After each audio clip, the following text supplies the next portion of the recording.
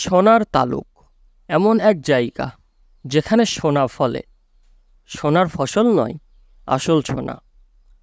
চোখ ধাঁধানো সোনালি রঙা কম ক্ষয় বিশিষ্ট বিরল ধাতু।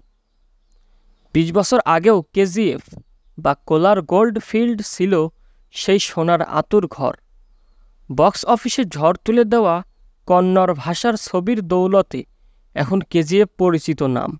অথচ ২০০১ সালের পর গত ২১ বছর কেজিএফের কথা মনেই রাখেননি দেশের মানুষ। কালের নিয়মে এই সোনার শহর এখন ভূতের শহরে পরিণত হয়েছে। তবে কেজিএফের সেই সোনার খনি আবার নতুন করে চালু করার পরিকল্পনা করছে কেন্দ্র।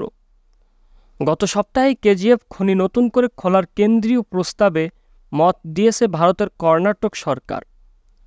পাশাপাশি কেজিএফের ১,০০০ একর জুড়ে থাকা ১৩টি খনিবর্জ্যের পাহাড় নিলামে তোলার প্রস্তাবেও সায় দিয়েছে ওই রাজ্যের সরকার। কেজিএফের ১৩টি বজ্র পাহাড়ে প্রায় ৩.৩০ কোটি টন নিষ্কাশিত বজ্র পড়ে রয়েছে বলে অনুমান করা হয়। বিশেষজ্ঞদের অনুমান, প্রতি ১,০০০ কেজি বর্জ্যের প্রতিক্রিয়াকরণে ১ গ্রাম করে সোনা পাওয়া যাবে। গত সপ্তাহে ভারতের কর্ণাটকের মুখ্যমন্ত্রী সিদ্দারামাইয়ার সভাপতিত্বে মন্ত্রিসভার বৈঠকে কেন্দ্রের তরফে কেজিএফ খনি নতুন করে চালু করার প্রস্তাব নিয়ে আলোচনা হয়। এরপরেই সেই প্রস্তাবে সিলমোহর দেয় সরকার।